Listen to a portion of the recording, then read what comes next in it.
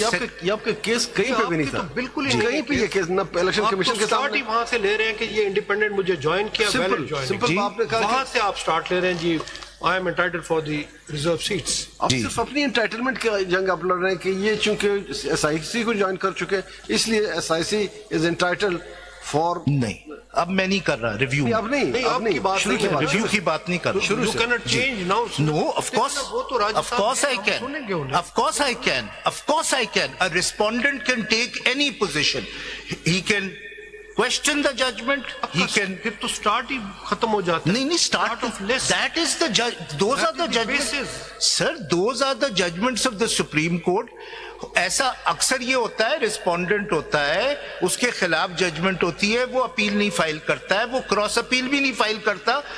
The supreme court has said you can take any position as a respondent. आपका right है, किसी के लिए तो नहीं कर सकते ना जी, आपको नहीं मिला, दैट्स ऑल। क्यों नहीं कर सकता? क्यों नहीं कर सकता? मैं रिस्पोंडेंट हूं सर, मेरी मर्जी है मैं जो पोजीशन लूं। No one can force me to take a particular position. आपकी मर्जी, आपका case.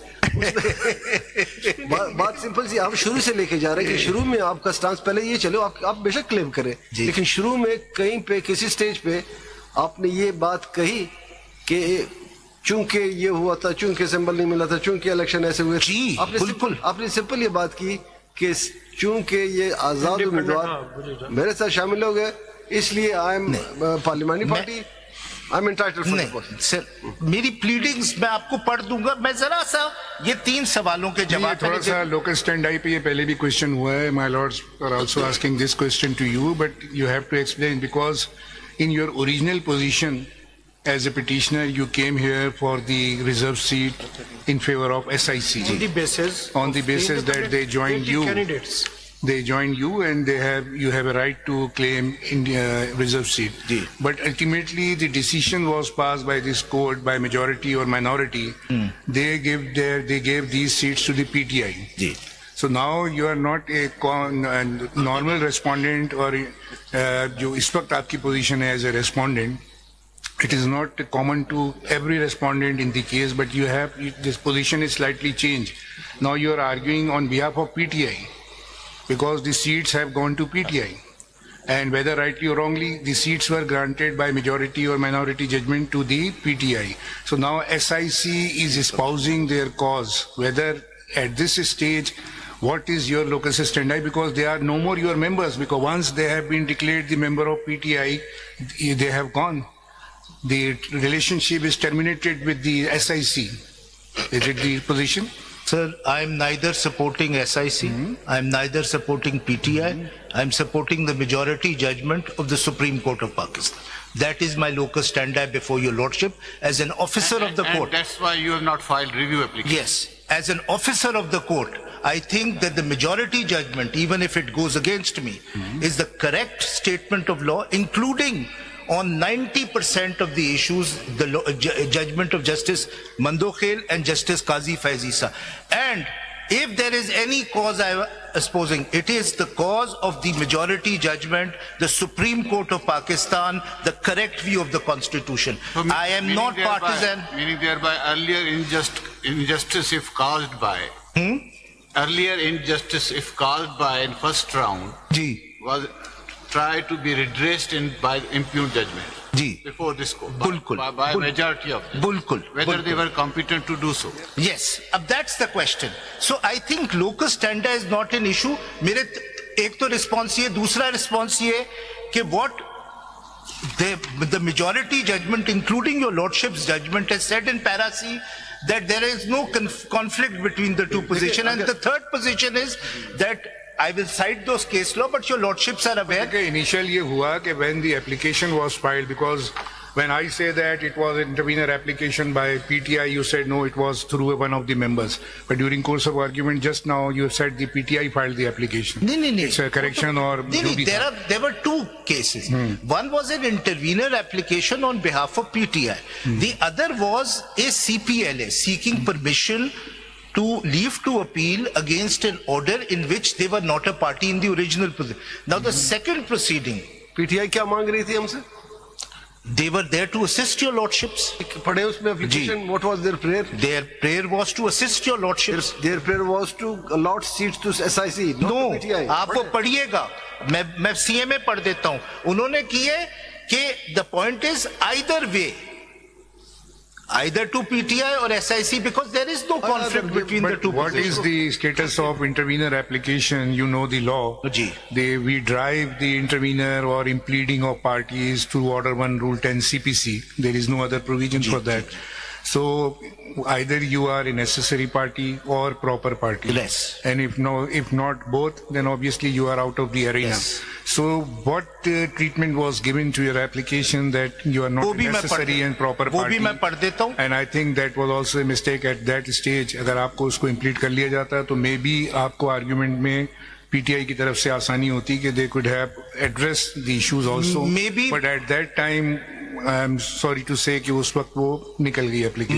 My lord, when I take your lordships through the case law, your lordships have exercised jurisdiction under Article 187, where your lordships have expressly said that it doesn't matter if the relief we are granting is to a party which is not before us. That is the settled position which your lordships have taken under article, and there is not one judgment. There are numerous judgments which I will cite. But let me just complete this. What is the premise of Article 187? You see what is 187? Sir मैं अगर ये सिर्फ हिस्सा खत्म कर लूं तो ये तीन सवाल जो है ना ये खत्म, ये फैक्चुअल साइड पे मैं खत्म कर लूं, फिर मैं 187 पे भी आऊंगा. I am more interested to hear you on question of law and constitution. Sir there are, जैसे मैंने कहा, बिल्कुल सही. और her ladyship is not saying, because one of her main question, which I think is the central issue, is that how are these timelines given? And the second issue, which your lordship and your lordship is rightly identified, is the relief granted to a non-party. जो timeline का issue है, वो I will deal with while referring to Article 254. ठीक है, to show that timelines can be deviated from. ठीक है ना? तो वैलिडेशन के लिए है ना? नहीं सर, वैलिडेशन के timeline constitution permissible validation. No, exactly in this case. And your lordship was a part of a recent judgment where your lordship had condoned the delay of the last election. November की judgment है, you were a party to that.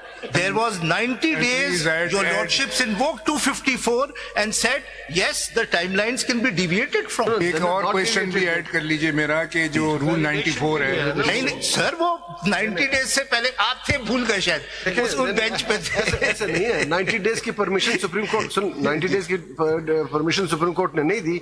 90 days गुजरने के बाद का जो period है वो चूंकि गुजर चुका नहीं, उस वक्त 90 days नहीं गुजरे थे. ये constitution provision है. The timeline जो गुजर चुका है उसको वैलिडेट किया जा सकता है कि नहीं गुजरे नहीं थे. उन्होंने कहा इलेक्शन नहीं हो सकते 90 डेज में. ठीक है. एंड यही चीज हुई थी 88 में, जहां रेफरेंस फाइल हुआ था सुप्रीम कोर्ट में कि क्योंकि ज़ियाउल साहब की डेथ हो गई थी तो 90 डेज में इलेक्शन, तो 254 इन्वोक हुआ था. तो 254 is there in order, but I'll come to that. But let me just finish this, sir. Let me just finish this factual point.